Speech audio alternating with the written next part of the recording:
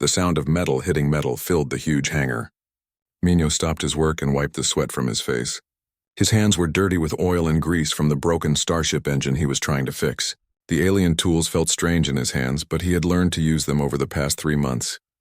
3 long months since his cargo ship had crashed on this strange world. Minho remembered that day clearly. He was taking supplies to the outer human colonies when something went wrong with the ship's engine. The next thing he knew, he was waking up in a cold metal cell surrounded by tall blue aliens with 4 eyes. The aliens called themselves Velithians. They were not like humans at all. They stood almost 8 feet tall and had skin that looked like blue metal. Their 4 eyes could move in different directions at the same time. At first, they wanted to put him in prison forever, but then they saw how good he was at fixing things. Minho came from a family of mechanics. His father Jiho had taught him everything about engines and machines. His grandfather had been a mechanic too. On New Sol Colony, where Minho grew up, everyone knew the family for their skill with broken things. Minho could look at any machine and understand how it worked. He could fix things that other people said were impossible to repair. The Velithians had many broken machines. Their technology was very advanced, but they were not good at fixing things when they broke. They were warriors and conquerors, not mechanics. So they made Minho work for them. Every day he fixed their ships and weapons and machines. It was better than sitting in a prison cell, but he still wanted to go home. The hangar where Minho worked was enormous. It could hold dozens of starships at the same time. The walls were made of some kind of dark metal that seemed to absorb light. Strange alien symbols glowed on the walls, probably showing information that Minho could not read. The air always smelled like chemicals and hot metal. Today, Minho was working on a plasma engine from a Velithian warship. The engine was as big as a small house, and it had been damaged in some kind of battle. The plasma couplers were burned out and the energy flow was all wrong. It was a difficult job, but Minho enjoyed the challenge of solving complex problems. He was deep in his work when he felt the ground shake under his feet. At first, he thought it might be another ship landing in the hangar, but then he felt it again, stronger this time. The tools on his workbench started to rattle. Minho looked up from the engine and saw something that made his heart stop. A shadow was moving across the entrance to the hangar. But this was not the shadow of a ship or a machine. This shadow had the shape of something alive, something huge. Minho slowly put down his tools and turned to face the entrance. What he saw should have made him run away in terror. A creature the size of a building was standing in the doorway. It looked like the dragons from old Earth stories, but it was real and it was here. The creature's scales changed color as Minho watched, shifting from deep red to bright gold and back again. Its eyes were intelligent and alien, but there was something in them that seemed almost familiar. The Velithians called these creatures nether worms. Minho had heard the guards talking about them in their strange language. The translation devices made their words understandable, but the fear in their voices needed no translation. These dragons were the ultimate weapons of the Velithian military. They could melt through starship armor with their breath. They could tear apart battle robots with their claws. They had helped the Velithians conquer 17 different star systems. But Minho did not feel afraid as he looked at the enormous creature. He had always been good with animals back on New Sol Colony. His family had kept maintenance robots that were almost like pets, and Minho had a way of understanding how they worked and what they needed. Looking at the netherworm now, he saw something that the Velithians probably missed. The dragon was hurt. Minho could see it in the way the creature moved. There was something wrong with its left side. As the netherworm came closer, Minho could see strange metal devices attached to its neck and body. These devices were sparking and smoking. Some kind of technology had been built into the living creature, and that technology was not working properly. Instead of running away, Minho began walking toward the dragon. He moved slowly and kept his hands where the creature could see them. This was how you approached any hurt animal, whether it was a house cat or a maintenance robot or apparently a giant alien war dragon. "Easy there, big guy," Minho said in a soft voice. He did not know if the creature could understand human words, but tone of voice was something that most living things could understand. "You are hurt, are not you? Let me take a look." The netherworm lowered its massive head until it was at Minho's eye level. The dragon's eyes were larger than dinner plates, and they seemed to be studying the small human with great interest. Up close, Minho could smell the creature's breath, which was hot and smelled like burning metal and something else he could not identify. The dragon made a sound that was somewhere between a cat's purr and distant thunder. It was not a threatening sound. If anything, it sounded almost relieved, as if the creature had been waiting for someone to notice its pain. Minho reached out his hand slowly. The dragon did not pull away. Instead, it moved its great head forward until Minho's hand was touching the scales on its nose. The scales were warm and smooth like polished metal that had been sitting in sunlight. "That is it," Minho said gently. "You're not so scary, are you? You are just hurt and nobody has bothered to help you." The damaged technology on the dragon's body sparked again, and the creature made a sound of discomfort. Minho could see that the metal devices were causing pain. Whatever these machines were supposed to do, they were hurting the dragon instead of helping it. Minho had found another broken thing that needed to be fixed, and just like always, he was going to try to make it whole again. Minho walked around the massive dragon, examining the strange metal devices that were attached to its body. The netherworm stayed perfectly still, as if it understood that the small human was trying to help. Every few seconds, sparks would fly from one of the devices, and the dragon would make that soft rumbling sound of discomfort. The metal implants looked like some kind of control system. Minho had seen similar technology on the Velithian machines he repaired, but never on a living creature. Thin wires ran under the dragon's scales, connecting the metal boxes to something deeper inside the creature's body. It was like someone had tried to turn a living being into a machine. Minho knelt down beside the dragon's left flank where the largest implant was located. The metal box was about the size of his head and it was getting very hot. Smoke was coming from several small openings in its surface. Inside the box, Minho could hear the sound of circuits burning out. "This has got to hurt like crazy," Minho said to the dragon. "How long have you been carrying this broken thing around?" The dragon turned its huge head to watch Minho work. Its eyes followed every movement as the human opened his tool bag and pulled out a scanner. The scanner was one of the few Velithian tools that Minho had learned to use well. It could show him what was happening inside any machine or device. When Minho pointed the scanner at the implant, the results made him angry. The device was sending constant electrical shocks into the dragon's nervous system. These shocks were supposed to control the creature's behavior, but the damaged circuits were making the shocks random and painful. It was like having a constant headache that never went away. "No wonder you are hurting," Minho said. "This thing is torturing you." The dragon seemed to understand the tone in Minho's voice. It lowered its head until it was resting on the hangar floor next to where Minho was working. The gesture reminded Minho of a sick dog that just wanted someone to make the pain stop. Minho began to disconnect the wires that connected the implant to the dragon's body. This was delicate work. One wrong move could hurt the creature even more. But Minho had steady hands and years of experience with complex electronics. He worked slowly and carefully, talking to the dragon in a soft voice the whole time. "Just hold still a little longer," Minho said. "I know it hurts, but I am going to make it better." As Minho worked, he became so focused on the task that he did not notice the sound of footsteps approaching the hangar. He did not hear the voices speaking in the Velithian language.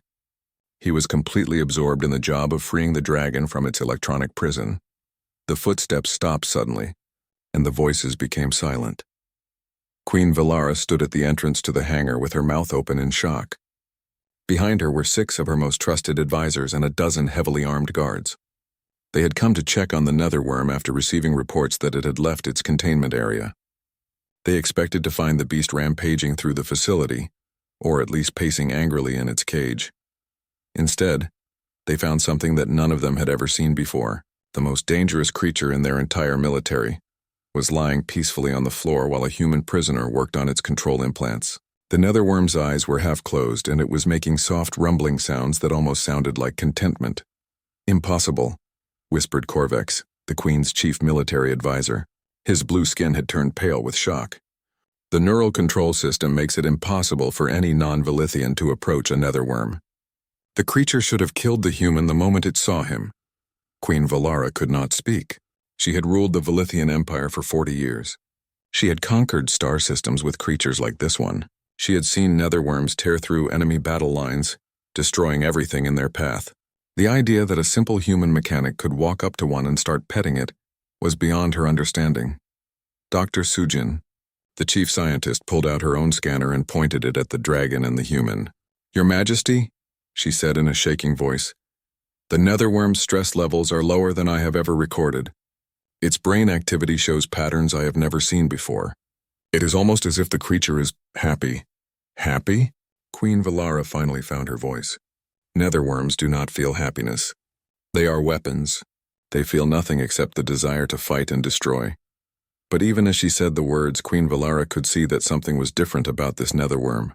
Its scales were brighter than usual, shifting through colors that were not in any of her military manuals. Its breathing was slow and relaxed instead of the quick, aggressive pattern that the control implants usually created. Minho finished disconnecting the first implant and carefully lifted it away from the dragon's body. The relief was immediate. The dragon's breathing became even deeper, and it made a sound that was definitely not aggressive. It was the sound of a creature experiencing comfort for the first time in its life. "One down," Minho said to the dragon. "A few more to go." Queen Valara watched in amazement as the human moved to the next implant. The dragon actually shifted its position to make the work easier, lifting its wing to give Minho better access to the devices on its neck. "Your Majesty," Korvax said urgently, "we need to stop this immediately. Without the control implants, the netherworm will be completely wild. It will be uncontrollable." "Look at it," Queen Valara said quietly. "Does that look uncontrollable to you?" The dragon was now nuzzling Minho gently with its massive head as he worked. The human did not seem afraid at all. He scratched behind the dragon's ear ridge, and the creature closed its eyes in pleasure. "The human is doing something we have never attempted," Dr. Sujin said. "He is treating the netherworm as a living being instead of a weapon. The creature is responding to kindness." Kindness, Queen Valara repeated the word as if it was foreign to her. In Velithian culture, strength came from control and domination. The idea of ruling through kindness was completely alien. Yet here was proof that there might be another way. Minho removed the second implant, and the dragon's scales began to glow with new colors. Patterns appeared that Queen Valara had never seen before. Beautiful swirls of gold and silver mixed with the deep red. It was as if the creature's true self was emerging from beneath layers of artificial control. "Stop him," Korvax demanded. "This is madness. Without the implants, we will lose control of our most powerful weapon." But Queen Valara held up her hand. She wanted to see what would happen next. For the first time in her long reign, she was witnessing something that challenged everything she thought she knew about power and control. The dragon opened its eyes and looked directly at the queen. Instead of the empty, programmed stare she was used to seeing, there was intelligence in those eyes, real intelligence, not the artificial responses created by the control system. The creature was waking up. Minho worked on the third implant, this one located just behind the dragon's head. As he carefully removed each wire, he could feel the creature relaxing more and more. The dragon's breathing had changed completely. Instead of the sharp, controlled breaths that the implants forced, it was now breathing like a living being that was finally at peace. "Almost done with this one," Minho said softly. "You are being very patient." The dragon made a new sound, something Minho had not heard before. It was musical, like a deep bell ringing underwater. The sound seemed to come from somewhere deep in the creature's chest. Queen Valara had never heard any of her netherworms make a sound like that. "What was that noise?" she asked Dr. Sujin. The scientist checked her instruments. "I do not know, Your Majesty. There is no record of netherworms making sounds like that. The control implants only allow them to roar or hiss. This is something completely different." As Minho removed the third implant, something amazing happened. The dragon's scales began to change in ways that none of the Velithians had ever seen. Instead of just shifting between red and gold, new colors appeared. Deep blues and purples flowed across its hide like water. Silver patterns traced along its neck and wings, forming designs that looked almost like writing. "Beautiful," Minho said, stepping back to admire the creature. "You have been hiding all of this beauty under those horrible machines." The dragon lifted its head and looked at Minho with clear, intelligent eyes. Then it did something that made Queen Valara step backward in alarm.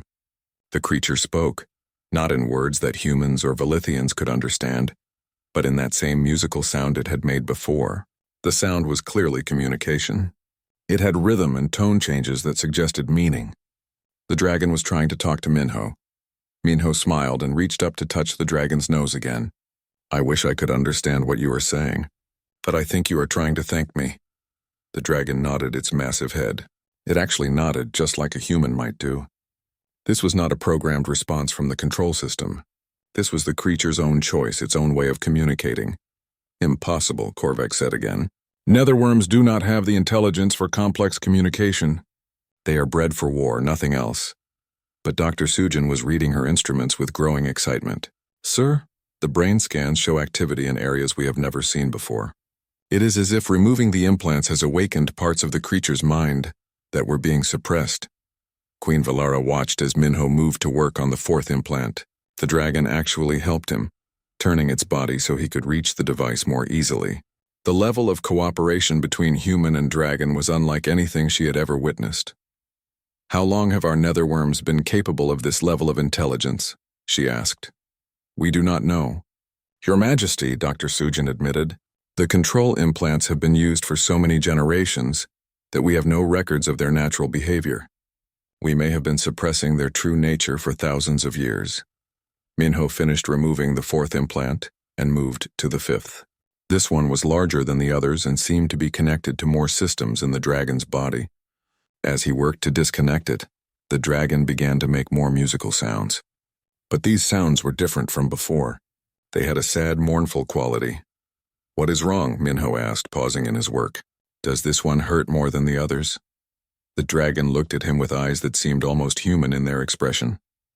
Then it looked toward the hangar entrance where Queen Valara and her group were standing.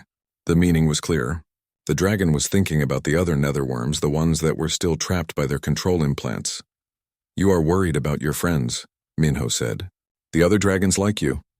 The dragon nodded again and made another series of musical sounds. These were clearly meant to communicate something important, but Minho could not understand the meaning. Queen Valara found herself stepping closer to the strange scene. Her guards moved to follow her, but she held up a hand to stop them. She wanted to hear what the human would say. I know you want to help them, Minho said to the dragon, but first we need to finish helping you. Then maybe we can figure out how to help the others. The dragon seemed to understand. It settled down again and let Minho continue his work on the fifth implant. But now there was a sense of urgency in the air. Both human and dragon seemed to realize that this was about more than just one creature's freedom. As Minho worked, he began to understand the bigger picture. The Velithians had built their empire using enslaved dragons. These creatures were not weapons by choice, they were prisoners forced to fight. What would happen if all the netherworms were freed from their control implants? What would happen if they could think and choose for themselves?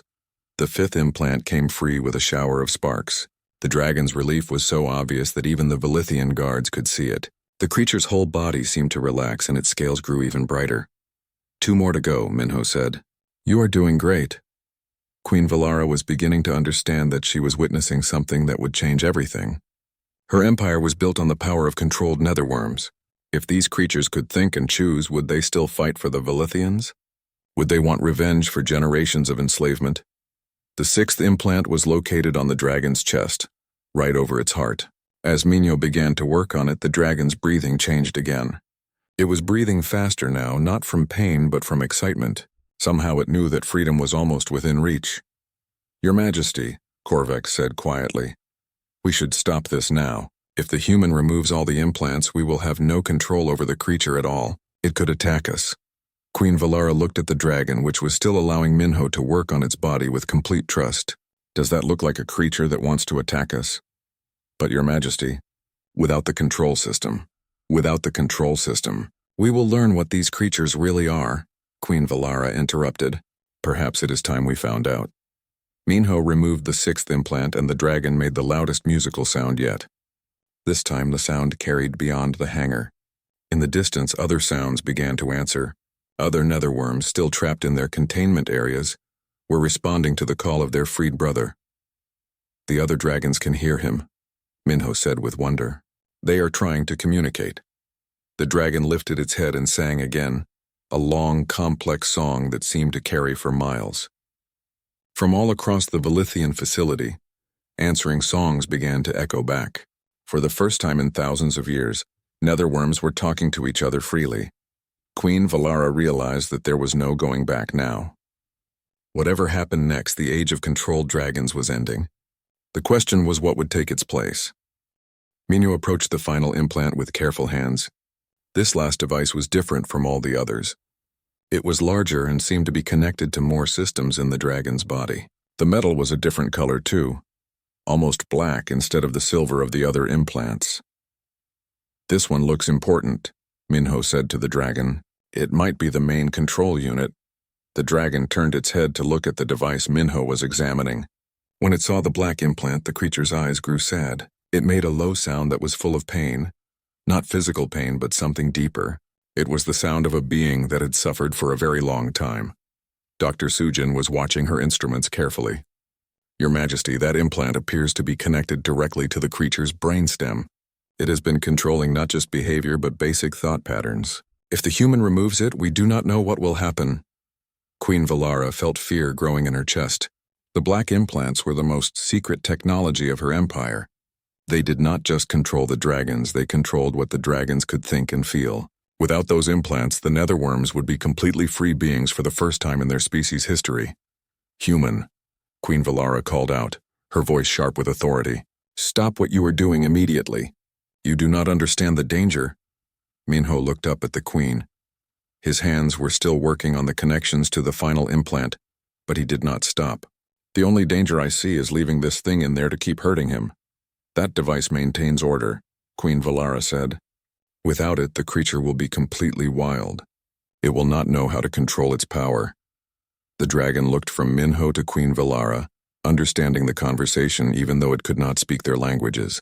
It made another musical sound, this one directed at the queen. The sound was not angry or threatening. It was the sound of a being asking for freedom. Minho had spent his whole life fixing broken things. He could tell when something was wrong with the machine just by listening to it. Right now, he could feel that this dragon was not broken by nature. It was broken by the devices that had been forced into its body. The real crime would be leaving those devices in place. "I am sorry, Your Majesty," Minho said, "but I cannot leave him like this. It is not right." Before anyone could stop him, Minho disconnected the final wire and pulled the black implant free from the dragon's neck. The change was immediate and dramatic. The dragon's eyes suddenly became brighter and more alert than they had been even moments before. Its scales exploded with new colors, patterns flowing across its body like liquid light. The creature lifted its head and sang, but this song was different from all the others. This song was pure joy. The sound of the dragon's freedom song echoed across the entire Velithian facility. Every netherworm on the planet heard it, and something awakened in their minds that had been sleeping for generations. The song told them that freedom was possible, that the pain in their heads was not natural, that they did not have to obey anymore. In containment areas all across the base, netherworms began to move. They started pushing against their energy barriers, testing their strength against the walls of their cages. The control implants tried to stop them, sending painful electrical shocks, but the dragons no longer cared about the pain. For the first time in their lives, they had hope. Alarms began to sound throughout the facility. Emergency lights flashed red as security systems detected what they labeled as a mass containment breach. But this was not a normal breach. This was an awakening. In Containment Area 7, a dragon named Hanul felt something change in his mind. The constant buzzing that had always been there, the voice that told him when to eat and when to sleep and when to fight, suddenly went quiet. For the first time in his life, his thoughts were his own. He looked at the energy barrier that kept him trapped and realized he could choose not to accept it anymore. Hanul pushed against the barrier with his shoulder. The energy field sparked and hummed, designed to contain even the strongest netherworm. But the designers had never planned for a dragon that was thinking clearly, a dragon that understood the difference between submission and cooperation. The barrier failed. In Containment Area 12, a smaller dragon named Asul was singing along with the freedom song when her implants began to spark and smoke. The devices could not handle the new patterns of thought flowing through her brain. One by one they began to burn out, freeing her mind completely. Asul had always been considered the most obedient of the war dragons. She followed orders perfectly and never showed any signs of independent thought. But now, with her mind free, she remembered things she had forgotten. She remembered being young and playing with other dragons before the implants were installed. She remembered what it felt like to choose her own actions. The energy barrier around her containment area meant nothing to a dragon who could think creatively. Instead of trying to break through it, Asul dug under it. using her claws to tear through the metal floor until she could squeeze out into the corridor beyond. Queen Valara watched the security monitors in horror as red warning lights appeared all across the base. Her perfect weapons were becoming free beings, and she had no idea how to control free beings. "Send in the emergency response teams," Corvex ordered. "We need to recapture the escaped netherworms before they cause massive damage." But Dr. Sujin was shaking her head as she studied her readings. "Sir, I do not think that will work. The dragons are not acting aggressively. They are not trying to destroy anything. They are just trying to get out of their cages." She was right. The security cameras showed netherworms moving through the facility, but they were not attacking. They were searching for something. They were looking for the source of the freedom song, looking for the brother who had called them to awakeness. Back in the hangar, Minho's dragon was still singing, but now its song had changed again. It was calling to the others, trying to guide them. The dragon looked at Minho with gratitude in its ancient eyes, then looked toward the hangar entrance where the sounds of approaching footsteps could be heard. "They are coming to find you," Minho said. "Your family." The dragon nodded and made a soft musical sound that seemed to say yes. For the first time in its life, it was going to see its own kind as free beings. For the first time, they could be together without the artificial controls that had kept them isolated and alone. Queen Valara realized that her empire was about to change forever. The power that had let her conquer 17 star systems was walking away from her. But as she watched Minho stand beside the dragon without fear, she began to wonder if there might be a different kind of power she had never considered. The age of control was ending. The age of choice was about to begin. The first freed netherworm to reach the hangar was Hanul. He appeared in the doorway like a living shadow, his scales dark with confusion and old pain. When he saw Minho standing next to the singing dragon, he stopped and stared. Never before had he seen one of his kind looking so bright and peaceful. Hanul had been a war dragon for 30 years. The control implants had been installed when he was just a baby, before he could even fly properly. He had no memory of what it felt like to make his own choices. Now, with his mind suddenly free, he did not know what he was supposed to do. The freed dragon in the hangar, whom Minho had started thinking of as his friend, sang a gentle greeting to Hanul. The song was full of welcome and understanding, but Hanul did not know how to respond. He had never been allowed to sing before. More dragons began to arrive. Isil came next, followed by 3 others whose names Minho did not know. Each dragon looked confused and uncertain. Their scales showed colors that the Velithians had never seen before, but the patterns were chaotic and unstable. These were beings learning how to be themselves for the first time. Dr. Sujin was studying her instruments with growing concern. "Your Majesty, the freed dragons are showing extremely high stress levels. They do not know how to process their freedom. Without the structure provided by the control systems, they are becoming increasingly agitated." Queen Valara could see the problem. Her dragons had been controlled for so many generations that they had no natural social structures. They did not know how to interact with each other as free beings. They were like children who had never learned to play, suddenly given a playground with no rules. Hanul took a step toward Minho and his dragon friend, but then stopped. The motion was jerky and uncertain. His body wanted to approach, but his mind did not know if he was allowed to.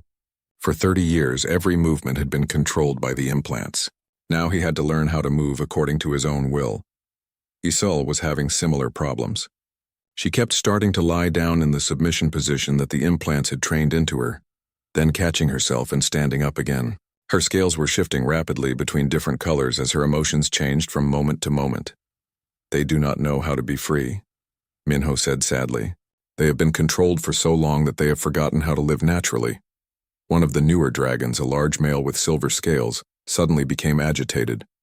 Without the implants to regulate his emotions, feelings that had been suppressed for years were flooding through his mind all at once. Anger at his captivity, sadness for his lost childhood, confusion about what to do next, all mixed together in a storm of emotion. The silver dragon roared, not the controlled battle roar that the implants had programmed, but a raw sound of pain and frustration. The roar echoed through the hangar, and the other dragons began to respond with roars of their own. "This is exactly what I was afraid of," Queen Valara said. "Without control, they are reverting to destructive behavior. but Minho was watching more carefully. The dragons were not being destructive on purpose. They were confused and overwhelmed. The silver dragon was not trying to attack anyone. He was just expressing emotions that he had never been allowed to feel before. More alarms began to sound as reports came in from other parts of the facility. The dragons that were still trapped in their containment areas were becoming agitated too, responding to the emotional calls of their freed brothers. Some were starting to damage their cages, not in planned escape attempts but in desperate confusion. In Containment Area 21, a dragon named Do-hyun was experiencing his own crisis. His control implants were still working, but they were fighting against something new in his mind. The freedom song had awakened thoughts and feelings that the implants could not suppress. The result was like two different minds trying to control the same body. Do-hyun's implants told him to stay calm and wait for orders, but his awakening consciousness wanted to break free and find the others. The conflict was driving him to the edge of madness. He began throwing himself against the walls of his cage, not trying to escape but simply because the pain in his head was too much to bear. Similar scenes were playing out all across the facility. Dragons with partially failed implants were caught between freedom and slavery, experiencing the worst of both states. The stress was causing some of them to lash out at anything nearby, including their own containment systems. The facility cannot handle this level of chaos, Corvex reported to Queen Valara. We have structural damage in 7 different areas. If this continues, we could lose the entire base. Queen Valara watched the security monitors with growing alarm. Her perfect war machines were tearing apart the facility that had housed them. Not out of malice, but out of confusion and pain. She was beginning to realize that there might be no way to put the control implants back in. The dragons had tasted freedom and they would never willingly accept slavery again. Back in the hangar, the situation was getting worse. More freed dragons had arrived and the space was becoming crowded. None of them knew how to interact peacefully with the others. They kept bumping into each other and then not knowing whether to fight or flee. The silver dragon was getting more agitated. His roars were becoming louder and more frequent. Isol was backing away from him, her scales showing fear colors that she did not understand. Hanel was caught in the middle, wanting to help but not knowing how. Minho realized that someone needed to teach these dragons how to be free. They needed guidance, not control, but actual help in learning to make their own choices. The problem was that no one had ever tried to do such a thing before. Your Majesty, Dr. Sujin said urgently, we need to make a decision quickly. We can try to recapture the freed dragons and install new control implants, but that will likely require using lethal force, or we can try to find another solution. Queen Valara looked at the chaos on her monitors. Her empire was built on the power of controlled dragons. If she could not control them, she would lose everything. But the alternative was to destroy creatures that were only guilty of wanting to be free. In the hangar, Minho's dragon friend was still singing, trying to calm the others. But his song alone was not enough. The freed dragons needed more than just emotional support. They needed someone to show them how freedom worked, how to make choices and live with the consequences. Minho looked at his dragon friend and made a decision that would change everything. We need to go to them, he said. They need help learning how to be themselves. The dragon looked at Minho with understanding in its ancient eyes. It had found freedom through the kindness of this small human. Now it was time to share that gift with the others. But first they would have to get past Queen Valara and her guards, who were becoming more desperate with each passing moment. The queen had to choose between her old way of power through control, or a new way that she did not yet understand. The dragons were waiting for someone to show them the path to true freedom. The question was whether anyone would be brave enough to walk that path with them. Minho climbed onto his dragon friend's back, something that should have been impossible for any non-Velithian to do. The dragon lowered itself to make the climb easier, moving with the gentleness of a creature that understood trust. Queen Valara and her guards watched in amazement as the human settled comfortably between the dragon's shoulder blades. We are going to help your brothers and sisters, Minho said to his dragon companion. They need to learn what you learned, that freedom is not about being wild or angry. It is about making choices. The dragon sang a note of agreement and spread its enormous wings. For the first time in its life, it was flying because it chose to, not because implants commanded it to. The feeling was indescribable, like being born all over again. They flew out of the hangar and toward the sounds of chaos coming from other parts of the facility. Below them, Minho could see dragons wandering through corridors, some moving frantically and others standing perfectly still, as if afraid to move at all. The facility's emergency lights cast everything in red, making the scene look like something from a nightmare. Their first stop was Containment Area 7, where Hanul had broken free but then become lost in the maze of corridors. They found him standing in an intersection, turning his head back and forth as if he could not decide which way to go. His scales were showing colors of distress and he was making small whimpering sounds. Minho's dragon landed gently in front of Hanul and sang a soft greeting. This time, instead of the chaotic roar from before, Hanul tried to sing back. The sound was rough and uncertain, like someone trying to speak a language they had never used before. But it was clearly an attempt at communication. "That is it," Minho said encouragingly. "You are learning to talk to each other."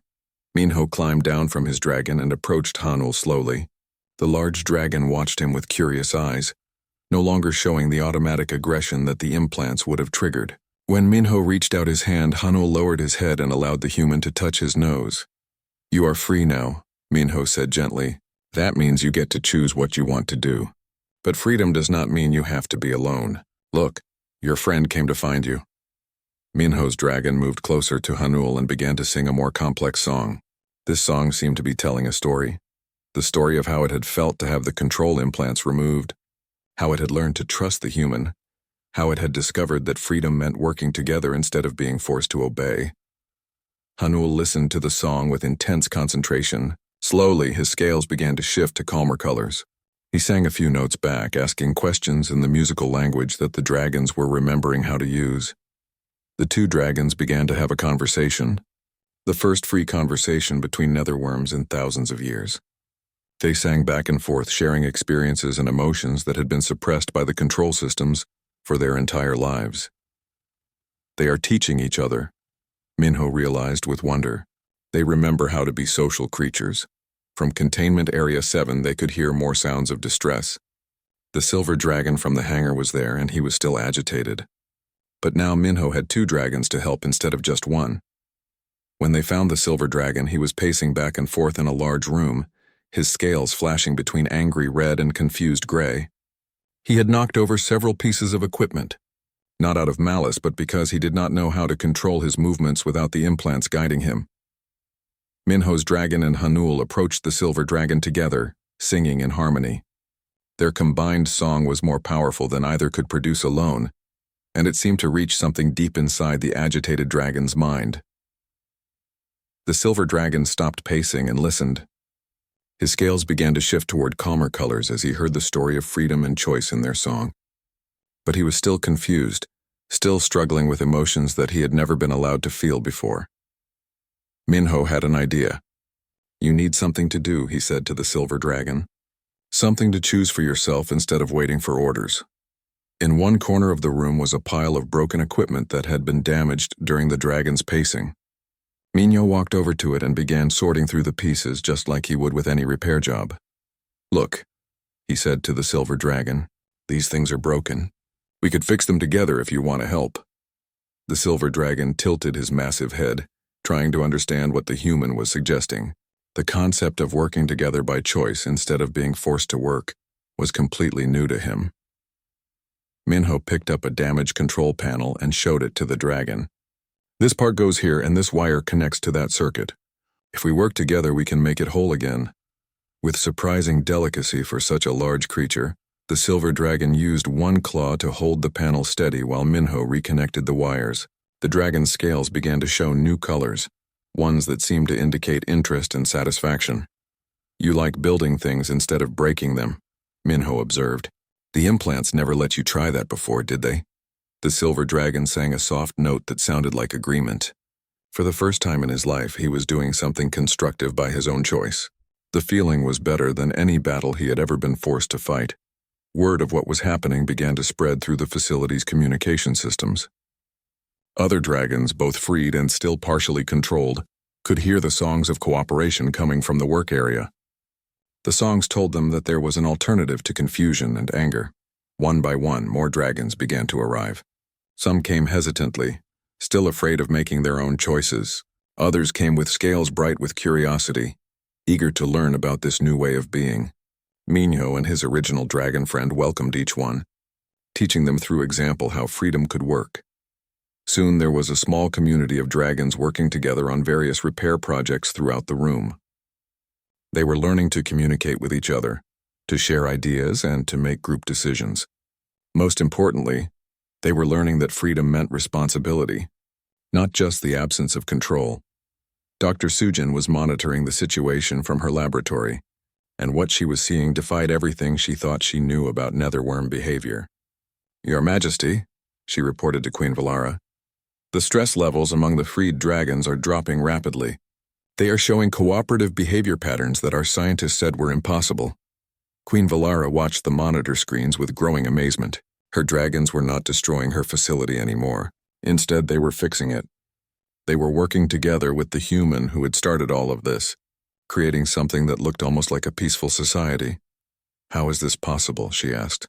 "I think," Dr. Sujin said slowly, "we may have been wrong about everything. The dragons are not naturally violent or destructive. They are intelligent beings who were forced into violence by the control systems. Given the choice, they prefer cooperation to conflict." In the work area, Minho was watching his original dragon friend teach a young female named Aram how to sing the complex songs that carried technical information. The older dragon would sing a pattern that described how to connect two components, and Aram would sing it back until she understood both the melody and the meaning. "You are all teachers and students at the same time," Minho said with satisfaction. "This is how free societies work. Everyone shares what they know, and everyone learns from everyone else." The dragons were building more than just repaired equipment. They were building relationships, social structures, and a culture based on choice rather than control. It was the beginning of something that no one had thought possible. But in other parts of the facility, there were still dragons trapped between freedom and slavery, still suffering as their implants fought against their awakening minds. The work was not finished yet. Queen Valara stood at the entrance to the work area, where dragons and the human were cooperating in ways she had never imagined possible. The sight before her challenged 40 years of beliefs about power, control, and the nature of strength itself. Her most feared war beasts were gently helping to repair the very facility they had been breaking apart hours earlier. Minho looked up from a circuit board he was installing and saw the queen watching. He set down his tools and walked toward her, followed by his dragon friend and several others who had learned to trust the small human. The group moved with calm confidence, showing none of the aggressive postures that controlled dragons always displayed. "Your Majesty," Minho said with simple respect, "I think we need to have that conversation now." Queen Valara looked at the dragons surrounding the human. Any one of them could have killed her in seconds, but they showed no hostility. Instead, they seemed curious about what she would say. "Human," she began, then stopped. "What is your name?" "I realize I have never asked." "Minho, Your Majesty. I am a mechanic from New Sol Colony." "Minho," Queen Valara repeated, "you have done something that my scientists said was impossible. You have created cooperation where we believed only control could work." Minho's dragon friend sang a soft note and lowered its head toward the queen. The gesture was clearly an invitation, an offer to approach without fear. Queen Valara had been around netherworms for her entire reign, but she had never been this close to one without energy barriers and control implants protecting her. Slowly, the queen reached out her hand. The dragon's scales were warm and smooth under her touch, and she could feel the strength in the massive creature. But instead of the mechanical responses she was used to, there was something alive and intelligent looking back at her through the dragon's eyes. "They were never just weapons," Queen Valara said with wonder. "They are people, different from us, but people nonetheless." "Yes," Minho said, "and people work better together when they choose to, not when they are forced to." Dr. Sujin approached with her latest readings. "Your Majesty, I have completed my analysis of the free dragon's behavior patterns. Their intelligence levels are far higher than we ever realized. The control implants were not just controlling their actions, they were suppressing their cognitive development." Queen Valara thought about the implications. "You are saying that we have been holding back creatures that could have been our partners instead of our slaves." "More than that," Dr. Sujin continued. "The preliminary data suggests that cooperative dragons are actually more effective than controlled ones. They show better problem-solving abilities, more creative thinking, and stronger loyalty to causes they believe in.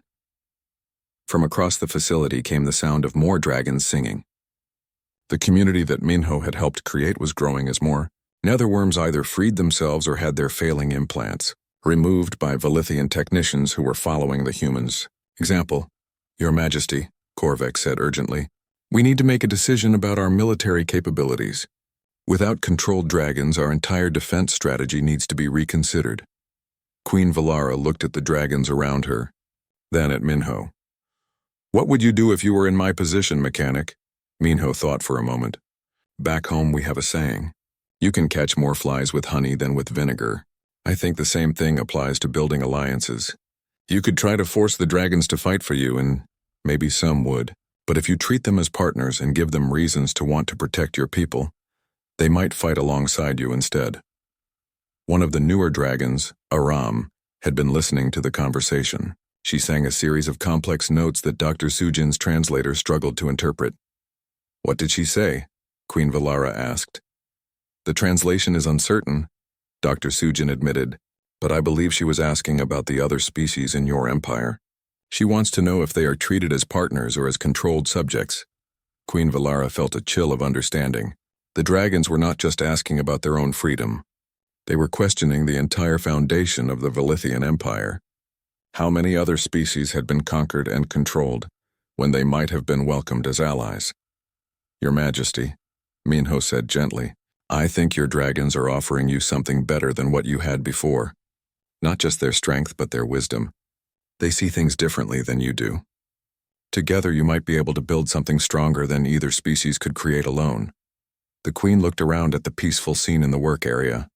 Dragons and Velithian technicians were now working side by side, with the dragons providing strength and the Velithians providing technical knowledge. It was the beginning of something that had never existed before. A true partnership between species. What about the war we were planning? Korvax asked quietly. The human colonies were going to be our next conquest. Minho's dragon friend sang a note that sounded almost like laughter. The other dragons joined in, creating a sound that was definitely amusement rather than threat. What are they saying? Queen Valara asked. Minho smiled. I think they are saying that conquering people is a lot more work than making friends with them. And friends are more likely to help you when you really need it. The Queen realized that her entire worldview was changing. For 40 years she had ruled through strength and control. But what if strength could come from cooperation instead? What if control was actually weakness because it required constant effort to maintain? Minho of New Soul Colony, Queen Valara said formally. I would like to make you an offer. Stay here as our ambassador. Help us learn this new way of building relationships. In return, we will provide safe passage for any human ships that wish to trade with us. And the dragons, Minho asked. What happens to them? Queen Valara looked at the intelligent beings that she had once thought of as weapons. They become our partners if they choose to be. No more control implants, no more forced service. They will be free to make their own decisions about how they want to live. The dragons began to sing together, a complex harmony that filled the work area with beautiful sound. Dr. Sujin's instruments showed that this was not just random noise, but actual communication between the creatures as they discussed the Queen's offer. After several minutes, Minho's dragon friend approached Queen Valara and sang a single clear note. Then it lowered its head in what was clearly a gesture of acceptance and respect. I think that means yes, Minho said with a grin. Over the following days, word of the new alliance spread throughout the Velithian Empire. Some military leaders resisted the change, but they found themselves outvoted by dragons who chose to support leaders who treated them as partners. The transition was not always smooth, but it was peaceful. Dr. Sujin published her research on dragon intelligence, revolutionizing Velithian understanding of the creatures they had lived alongside for thousands of years. Other species in the Empire began to ask for similar partnerships, leading to reforms that transformed the entire civilization. Minho established a school where humans, Velithians, and dragons could learn to work together. His original dragon friend became the first dragon professor, teaching courses on interspecies cooperation and the philosophy of freedom. Queen Valara discovered that ruling through partnership was actually easier than ruling through control. When people chose to follow you because they believed in your goals, they brought their own ideas and energy to the work. The empire became stronger and more prosperous than it had ever been under the old system. Years later, when historians wrote about the transformation of the Velithian Empire, they would call it the day that a simple mechanic taught an entire civilization the difference between power and strength. Power came from forcing others to obey, but strength came from inspiring others to choose cooperation.